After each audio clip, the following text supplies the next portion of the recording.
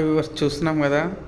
మీకు తాండేల్ సినిమా ఎలా అనిపించిందో కిందైతే తప్పకుండా కామెంట్ చేయండి. యువ సామ్రాట్ మన చేతు అన్న బిగ్గెస్ట్ బ్లాక్ బస్టర్ కొట్టేశాడని నేనైతే చెప్తున్నా. సినిమా మాత్రం కిర్రాకుంది బ్రో. అసలు ఎమోషన్ సీన్స్ అయితే నెక్స్ట్ లెవెల్ ఉన్నాయి. మీకు ఎలా అనిపిస్తుందో కిందైతే తప్పకుండా అయితే కామెంట్ చేయండి.